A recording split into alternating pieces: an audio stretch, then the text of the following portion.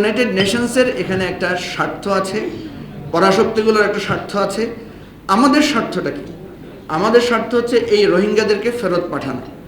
আমরা যদি এই হিউম্যান সাপোর্ট পাঠানোর উসিলায় রোহিঙ্গাদেরকে সেখানে পাঠাতে পারি, এটা আমাদের একটা বিরাট স্বার্থ। বলেছিলেন যে প্রায় 2 লাখের মতো রোহিঙ্গা সেখানে আমরা প্রত্যাবর্তন করতে পারবো, কিন্তু সেখানে দেখলাম যে এখন আরেক নতুন ঝামেলা আমাদের পাকানো হচ্ছে। শেখ হাসিনা পালিয়ে যাওয়ার আগে একটা কথা বলেছিলেন যে আমি এই সেন্ট মার্টিন সহ একটা রাষ্ট্র আমি দেইনি বলেই আমাকে ক্ষমতা থেকে যেতে হয়েছে। কিন্তু এইটা আবার কিনা সত্য প্রমাণ যেন না হয়, এই জন্য এই সরকারকেই এই দায় এর সমস্ত। রাষ্ট্র উপদেষ্টা বলেছেন করিডোর, প্রেস সেক্রেটারি বলেছেন একটা হিউম্যান চ্যানেল, এবং এরপরে আপনার নিরাপত্তা উপদেষ্টা বলেছেন যে এই ধরনের কিছু হয় নাই। তো আমি আজকের এই সভা থেকে জানতে চাই যে প্রফেসর ইউনূস যদি এটা একটু ক্লিয়ার করেন অ্যাকচুয়ালি আসলে কি, এটা জানলে আমার জন্য ভালো হবে। কারণ আমরা যে করিডোর বলছি, যে করিডোর তো একটা আছে হিউম্যান করিডোর, নাহলে এতগুলো রোহিঙ্গা আসলো কোন দিক দিয়ে? কারণ এটা তো হিউম্যান ট্রাফিকিংই হয়েছে, একটা মানবিক কারণেই তো তারা আমাদের দেশে ঢুকেছে। কোন রাস্তা দিয়ে ঢুকলো, এবং এই মানবিক দরজাটা তো কোনো না কোনো জায়গায় আছে। এই মানবিক জায়গা দিয়ে আরও কিছু জিনিস আছে, সেটা আছে ইয়াবা, এটাও এক ধরনের মানবিক সাহায্য আমাদের প্রতি। সুতরাং এই জাতীয় অসুবিধা সেখানে আছে। এখানে আমাদেরকে একটা সমাধানের জায়গা সেটা হচ্ছে, এটা এত সহজ বিষয় না। আমার পাশে কামরুজ্জামান ভাই আছেন, উনি যদি আসলে একটা মানে সত্য ক্রু করতে পারতেন ভালোই হতো, কিন্তু মিথ্যা ক্রুর কারণে চাকরি হারাইছেন, এটা আমাদের জন্য দুর্ভাগ্য। এরকম একটা ফ্যাসিস্ট সরকারের সময়ে তো উনি কিন্তু চমৎকার করে বলেছেন যে এইটা একটা ঐতিহাসিক সমস্যা। সুতরাং এই ঐতিহাসিক সমস্যা আপনি এড়িয়ে থাকলে হবে না। এখানে আমাদেরকে, আমরা চাই বা না চাই, আমরা এখানে অংশীদার হয়ে গেছি। সুতরাং আমাদেরকে এখানে একটা ভূমিকা রাখতে হবে। কথা হচ্ছে যে ইউনাইটেড নেশনসের এখানে একটা স্বার্থ আছে, পরাশক্তিগুলোর একটা স্বার্থ আছে। আমাদের স্বার্থটা কি? আমাদের স্বার্থ হচ্ছে এই রোহিঙ্গাদেরকে ফেরত পাঠানো। আমরা যদি এই হিউম্যান সাপোর্ট পাঠানোর উসিলায় রোহিঙ্গাদেরকে সেখানে পাঠাতে পারি, এটা আমাদের একটা বিরাট স্বার্থ। আমি আমার বোন নীলুফার চৌধুরী মনির সাথে দ্বিমত করছি যে আমরা আর একটা রোহিঙ্গাকেও এখানে আমরা গ্রহণ করতে চাই না। কারণ এই দুইটা, আপনি জানেন যে আমরা কামিনী রায়ের একটা লেখা আমরা সবসময় পড়তাম, আপনারে লয়ে বিব্রত রহিতে আসে নাই কেউ অবনী পরে, সকলের তরে সকলে আমরা প্রত্যেকে আমরা পরের তরে।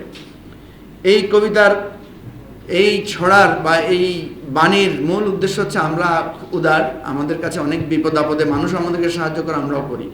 কিন্তু আমাদের নোয়াখালীর ভাষায় একটা কথা আছে, খুব খারাপ কথাটা, এখানে নোয়াখালীরা যারা আছেন তারা ভালোটা বুঝবেন। তো বলে যে নিজে হয় না জাগা, কুত্তা আনে বাগা। এটা আপনারা যারা নোয়াখালীর তারা বুঝবেন, খসরু ভাই নিশ্চয়ই বুঝবেন না এটা। আপনি বুঝছেন? উনি যেহেতু সন্দীপের লোক, উনি বুঝছে। নিজে হান্নারের এটা কুত্তা আনিয়ে রাখের ঘরের ভিতরে, বুঝছেন না? তো আমাদের অবস্থাটা এই দুইটার মাঝামাঝি করেই আমাদেরকে একটা সমাধানে পৌঁছাইতে হবে। তো আমি জগলুল হাসান যে কথাটা বলেছেন সেটাকে আমি রেফার করি, এবং আমি দাবি করছি প্রফেসর ইউনূস আমাদেরকে ক্লিয়ার করেন যে আসলে আমরা কোনটা নিয়েছি। এটা কি হিউম্যান চ্যানেল? করিডোর তো অসম্ভব, যেটা হুমায়রা বলেছে যে করিডোর করতে হলে আপনাকে জান্তা সরকারকে এখানে ইনভলভ করতে হবে, এখানে আরাকান আর্মিকে ইনভলভ করতে হবে, বাংলাদেশকে ইনভলভ হতে হবে, এটা একটা চুক্তি হতে হবে।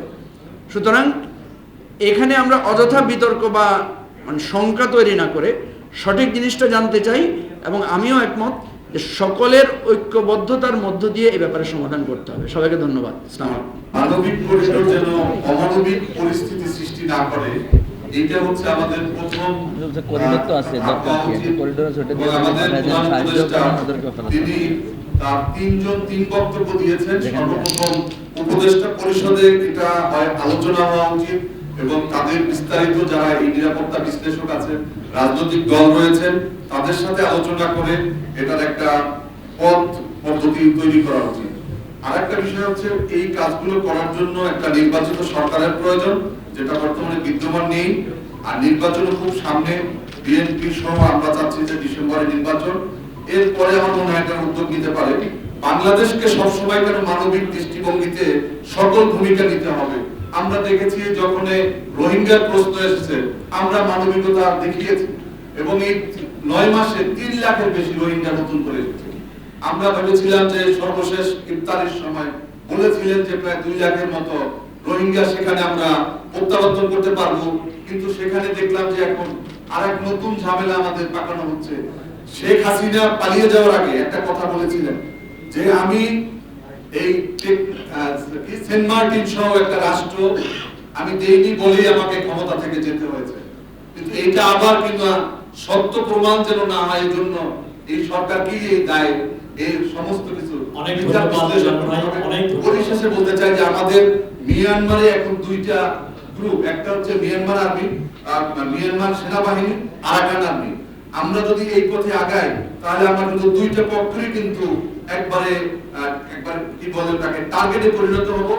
পার্শ্ববর্তী দেশ ভারত থেকে প্রতিদিনই পুশিং করা হচ্ছে এবং বাংলাদেশি নাগরিক হত্যা করা হচ্ছে এবং জমি দখল সহ বিভিন্ন ভাবে আমরা কিন্তু আগ্রাসনের শিকার। বাংলাদেশ আজকে সার্বভৌমত্ব কিন্তু খুবই কন্ট্রোলকালীন পথে চলছে। এই সরকারকে ভেবেচিন্তে সামনে আগানোর জন্য আহ্বান জানিয়ে শেষ করছি। বাংলাদেশ জিন্দাবাদ, লেবার পার্টি জিন্দাবাদ। ইউএন ডেফিনেশনে যে চ্যানেল কোনটাকে বলে বা করিডোর করতে বলে, করিডোরে অলরেডি কিন্তু যা কর্নেল জহুরুল সাহেব বলেছেন, but there is another terminology call channel.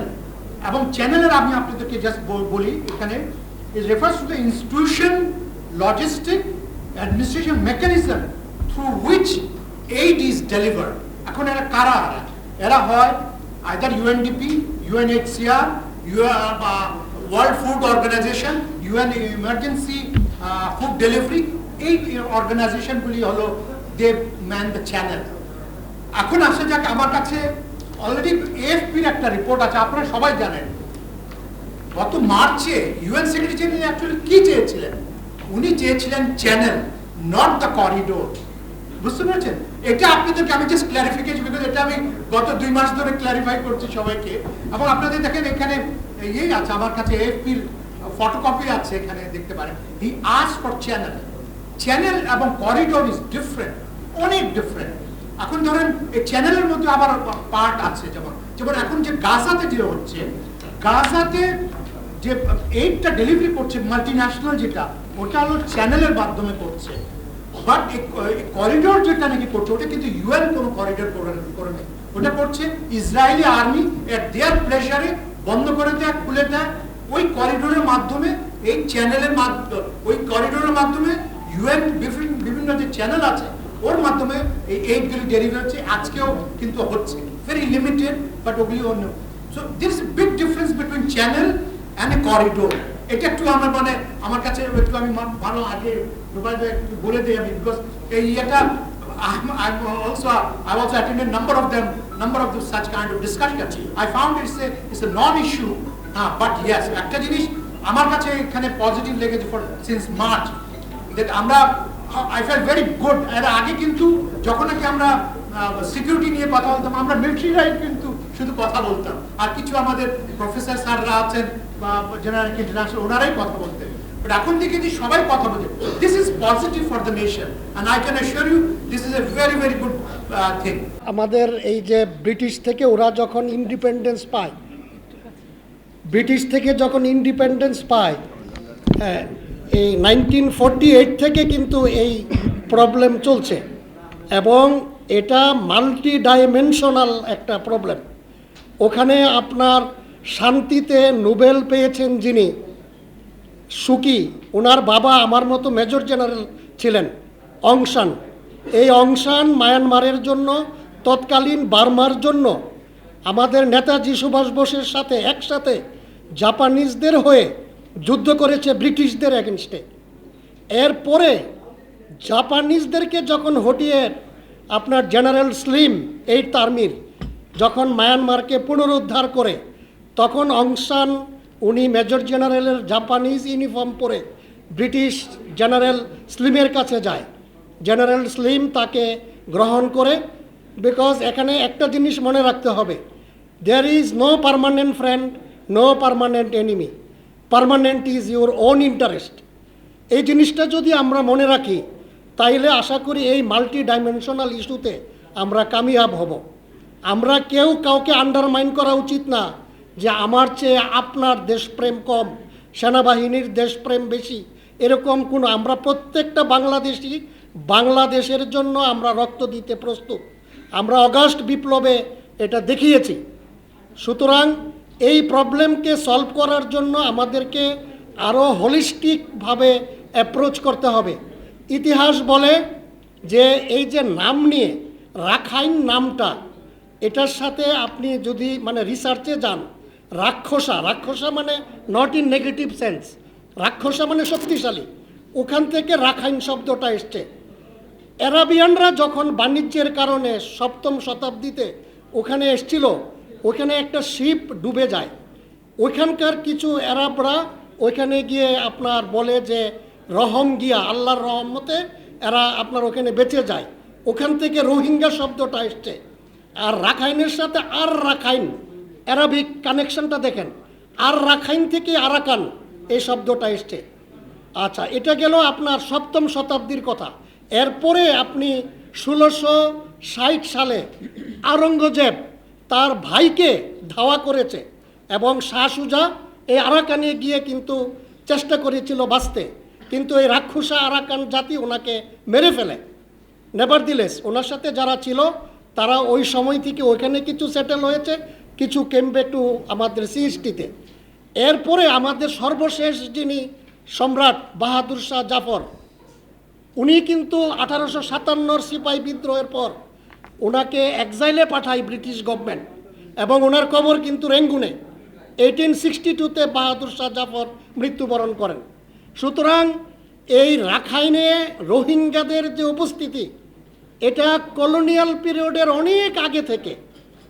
এরা ওইখানকার মানে ভূমিপুত্র, কিন্তু এদেরকে এখন স্টেটলেস অবস্থায় মানে ঘোরাফেরা করতে হচ্ছে। শুধু বাংলাদেশে না, এদের অনেকে তোমার দলের বা তোমার পরিবারের কোনো ক্ষতি হয়, তারপরেও তুমি জাস্টিস এস্টাবলিশ করবে আনবায়াসড অবস্থায়। তো আমি এটাই আশা করি, আমরা সকলে এখন বসেছি এইভাবে কথাবার্তা বলে ইনশাল্লাহ আমাদের এই প্রবলেম আমরা সলভ করতে পারবো। Thank you very much.